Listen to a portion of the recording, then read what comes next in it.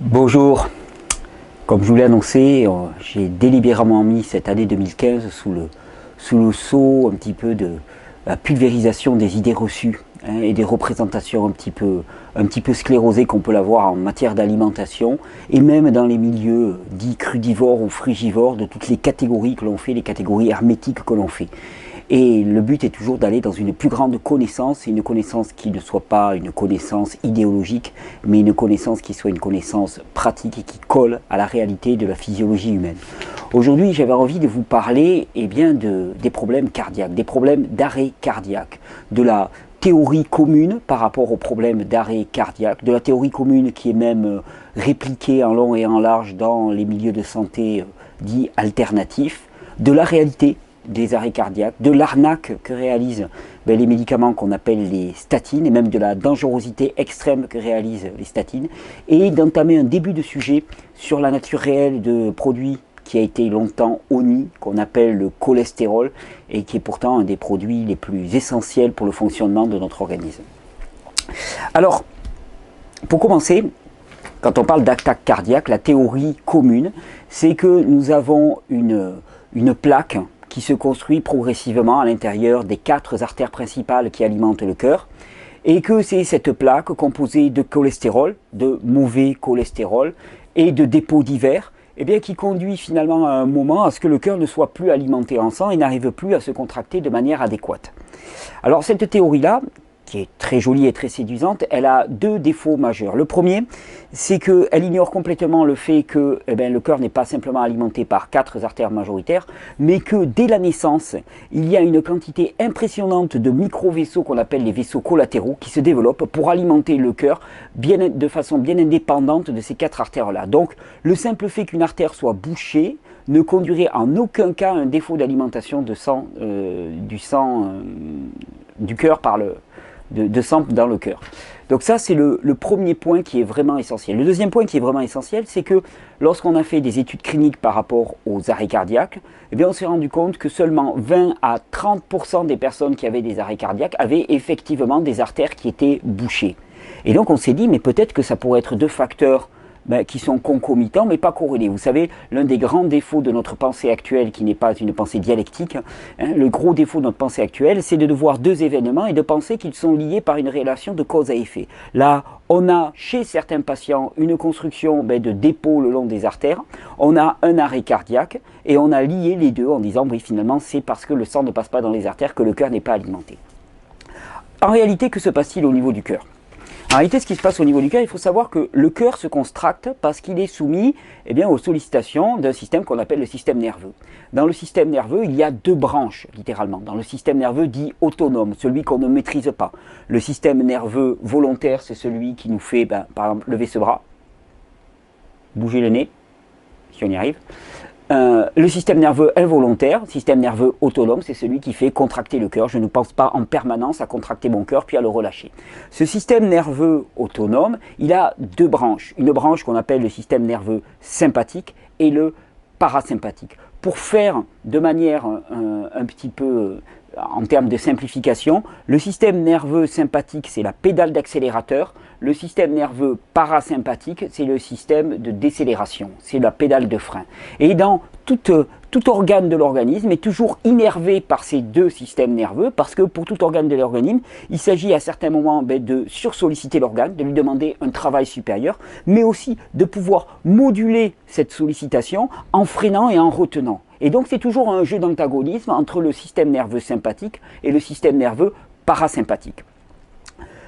Quelle est la caractéristique, l'apanage de notre mode de vie moderne ? Notre mode de vie moderne, à la fois par le rythme de vie, par les sollicitations visuelles, lumineuses, par les aliments aussi, le café, l'alcool, les drogues consommées régulièrement, est ultra sollicitant pour le système nerveux sympathique. C'est-à-dire que nous sommes toujours en état de lutte ou fuite quelque part, puisque c'est un système nerveux primordial qui correspond à la situation d'urgence. Nous sommes en perpétuelle situation d'urgence. Et toute notre vie, nous stimulons ces systèmes nerveux sympathiques. Nous le stimulons tellement que de l'autre côté, le système nerveux parasympathique, en permanence, il essaye de calmer le jeu, de freiner, de retenir. Et donc chaque fois que nous stimulons à coups de café, à coups de stimulation stimulation visuelle, à coup de stimulation sonore, à coup de stimulation de non-respect du rythme de vie, à coup de décharge d'adrénaline avec des sports à haut risque par exemple, eh bien de l'autre côté, il y a le système nerveux parasympathique qui essaye de compenser, Parce que ce qu'il faut comprendre, c'est qu'il y a deux phénomènes en termes de stimulation sympathique possibles. Il y a les stimulations sympathiques compensées, les stimulations du système nerveux compensées et les non compensées. Une stimulation du système nerveux compensé, c'est une stimulation dans laquelle finalement, eh bien, on va apporter en même temps que la stimulation, eh bien, les produits qui vont permettre de soutenir cette stimulation. Et c'est par exemple en termes alimentaires le fait d'apporter des fruits qui sont stimulants pour le système nerveux en tant que tel, qui vont apporter des sucres, qui vont apporter de l'énergie, mais qui en même temps qu'ils stimulent, apportent une alimentation qui va permettre de soutenir cette stimulation. Et puis il y a les stimulations nerveuses non compensées. Quand on prend du café, le café c'est vide au niveau nutritionnel, tout ce que ça fait, ça donne un coup de fouet, et ça vient puiser dans les réserves de l'organisme. Et de l'autre côté, ça sollicite le système nerveux parasympathique pour calmer le jeu et diminuer cette sollicitation. Et donc, tout au long de notre vie, nous stimulons ces systèmes nerveux sympathiques. Que se passe-t-il en retour? Eh bien, on voit un système nerveux parasympathique qui commence à s'épuiser encore. Il y a ce qu'on appelle un effondrement du système nerveux parasympathique. Alors, quel est le mécanisme global de l'arrêt cardiaque, de l'attaque cardiaque? Eh bien, pour quelqu'un qui a un système parasympathique qui est fatigué, qui est épuisé, et puis on verra exactement aussi ce qui peut générer cet épuisement du système nerveux parasympathique, en particulier dans la deuxième partie de cette vidéo. Quand on a quelqu'un qui a un système parasympathique qui est fatigué, épuisé, puis d'un seul coup il y a un stress important, un effort physique important, par exemple un grand tour à vélo, un effort physique important, ou un stress, une émotion importante. Cette émotion, ce stress, fait d'un seul coup monter le système nerveux sympathique. Ça se traduit par la production d'adrénaline, par la partie interne de nos glandes surrénales. L'adrénaline va faire monter le rythme cardiaque. Elle fait monter le rythme cardiaque, mais en regard de ça, le système parasympathique n'est plus suffisamment actif pour contrebalancer ça et limiter cet emballement du muscle cardiaque. L'adrénaline est produite, elle est produite encore et elle n'est pas régulée de l'autre côté par un système parasympathique qui tient le choc. Que se passe-t-il? Cette adrénaline, elle conduit à ce qu'au niveau de la cellule cardiaque, eh bien, il y a une transformation du fonctionnement de cette cellule cardiaque qui va commencer à consommer énormément de sucre. Elle a besoin de beaucoup de sucre pour fonctionner à plein régime. Elle produit du sucre, mais dans un environnement qui est anaérobie, et elle donc va produire de l'acide lactique en très grande quantité. Cet acide lactique qui est produite en très grande quantité, il va créer un phénomène d'acidose locale. Et cette acidose locale, tout simplement, va empêcher la contraction normale des cellules cardiaques, ce faisant, conduisant à un arrêt cardiaque. Ça explique pourquoi les arrêts cardiaques ne sont que très peu corrélés à un rétrécissement des artères en tant que telles, sont beaucoup plus corrélés à des phénomènes de surstimulation sympathique liés à un effort physique intense, liés à une émotion intense, liés à un coup au cœur, comme on dit, intense, c'est simplement parce que le système parasympathique s'est effondré des années durant et n'est plus là pour amener cette régulation. Qui plus est, chose encore plus intéressante, et pour vous ramener la perversion du système, puisque la théorie sous-jacente était que le cholestérol, eh bien, amené à l'obstruction des artères et que finalement, eh bien, ce cholestérol était responsable de l'arrêt cardiaque. On a décidé de supprimer le cholestérol, de diminuer le cholestérol, et pour ça, on a inventé des médicaments qui s'appellent les statines. Alors, avant de s'intéresser aux statines, un petit mot sur le cholestérol. On va faire un sujet complet sur le cholestérol quand même, pour réhabiliter le cholestérol en tant que tel. Un petit sujet quand même pour déflorer rapidement un petit peu quelques-unes des caractéristiques du cholestérol. Le cholestérol est l'agent antiacide numéro 1 de l'organisme. C'est un anti-inflammatoire majeur de l'organisme. Le cholestérol joue le rôle d'anti-inflammatoire dans l'organisme et est le précurseur de toutes les hormones majeures du système surrénalien, c'est-à-dire le cortisol, toutes les hormones sexuelles, la testostérone, l'aldostérone et toutes ces hormones qui sont essentielles au fonctionnement métabolique du corps humain sont à l'origine du cholestérol qui est transformé par le cortex surrénalien. Le cholestérol est un élément vital du corps humain. Ce qu'il faut savoir aussi, c'est que l'essentiel du cholestérol n'est pas apporté par notre alimentation. C'est-à-dire qu'il a été vu que l'augmentation du cholestérol dans le régime alimentaire n'avait que très très peu d'influence, sinon aucune influence sur le niveau de cholestérol total du corps, mais que ce cholestérol est majoritairement synthétisé dans le foie et rejeté ensuite dans les intestins par le canal hépatobiliaire, dans les intestins où il est ensuite absorbé selon la nécessité. Et donc, on voit bien que toutes ces théories qui visent à réduire le cholestérol en réduisant les apports du cholestérol sont inefficaces. Mieux que ça, elles sont dangereuses. Pourquoi? Parce qu'elles utilisent souvent des produits qu'on appelle les statines. Alors les statines, c'est des produits intéressants. J'ai fait quand même quelques petites recherches. Les statines, en France, ça représente en 2008 76% du montant des remboursements de l'assurance maladie en France. 76%. Avec à peu près 18 millions de prescriptions. Et en 2011, sur ces statines, il y en a une qui s'appelle le Lipitor des laboratoires Pfizer, qui détenait le titre du médicament le plus vendu dans le monde, avec un marché annuel de 13,3 milliards de dollars. Alors que font ces statines? Ces statines, c'est tout simple. Elles agissent en bloquant l'action d'une enzyme qu'on appelle l'HMG coenzyme A, au niveau du foie. L'HMG coenzyme A au niveau du foie, elle est responsable de la synthèse du cholestérol au niveau du foie.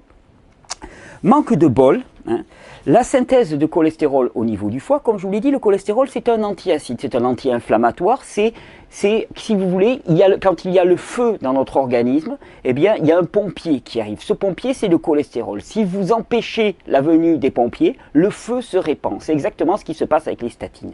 Mais mieux que ça encore, les statines, comme je vous l'ai dit, inhibent la production de cholestérol. Or, le cholestérol est le précurseur de toutes les hormones qui vont être produites dans le cortex surrénalien. Et au nombre de ces hormones, il y en a une qu'on appelle l'ouabaïne. L'ouabaïne, c'est une hormone particulière qui est produite dans le cortex surrénalien. On l'appelle aussi la gestrophantine, moi je la connais sous le nom de ouabaïne. C'est une hormone produite dans le cortex surrénalien et qui a deux caractéristiques. Elle est à l'origine de la production d'un neurotransmetteur qu'on appelle l'acétylcholine. L'acétylcholine est le neurotransmetteur essentiel du système nerveux parasympathique. C'est-à-dire que ce système nerveux qui vise à calmer l'excitation au niveau du corps, qui est là pour contrebalancer le système nerveux sympathique, s'appuie sur un neurotransmetteur qu'on appelle l'acétylcholine.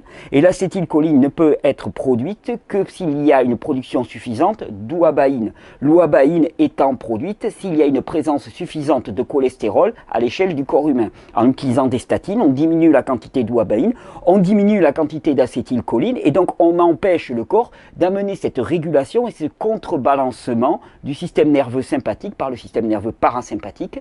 En empêchant cela, on conduit directement à l'arrêt cardiaque. Deuxième chose, l'ouabaïne, elle a la particularité de convertir l'acide lactique qui, comme je vous l'ai dit là, il y a quelques minutes, était responsable de l'acidification locale au niveau des cellules cardiaques lors d'un arrêt cardiaque, dans un produit qu'on appelle le pyruvate. Le pyruvate étant un carburant essentiel des cellules cardiaques. C'est-à-dire que cette ouabaïne, elle a la particularité de transformer un poison qui empêche le fonctionnement normal des cellules et conduit directement à l'arrêt cardiaque, en un produit qui est directement nourricier pour les cellules cardiaques.